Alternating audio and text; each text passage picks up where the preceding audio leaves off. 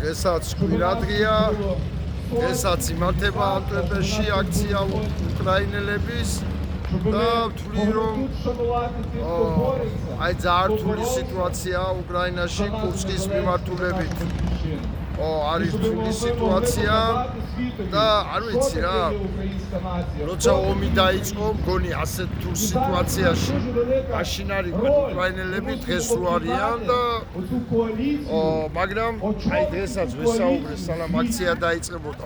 უამრავ უკრაინელს ყველაში გამოშვების გამარჯვების იმედი, ყველაში გამოშვების ბრძოლის იმედი, ყველაში აბსოლუტურად თუ ვინმეს ვესაუბრე და კიდევ ერთხელ გამიმეორე, ჩვენ უკვე იმდენი სვერპლი გავიღეთ, დამარცხების უფლება არ აქვს მათ წინაშეო.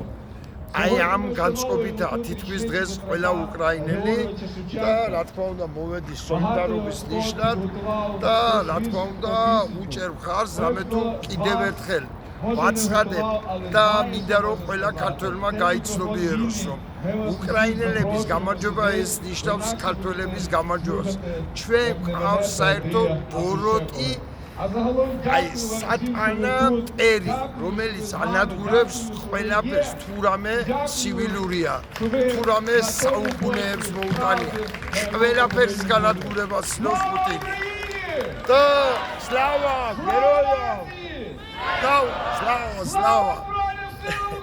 მე მჯერა რომ აუცილებლად გაიმარჯვებენ და მიუხედავად ასეთი სირთულისა თავის სიფტკიცეს ინარჩუნებენ და მინდა კიდევ ერთხელ მოუწოდო ქართველ ერს, კიდევ ერთხელ მოუწოდო ჩემ მეგობრებს, ნაცნობებს, გულშემატკივრებს, რომ გული არ უნდა გავიტეხოთ. ამაზე თუ დღეში ნამდვილად არა საქართველო და გული არ უნდა გავიტეხოთ, უნდა ვიბრძოლოთ ერთად და აუცილებლად მივაღწევთ გამარჯვებას უკრაინელ, ბელარუს და სხვა ადამიანებთან ერთად.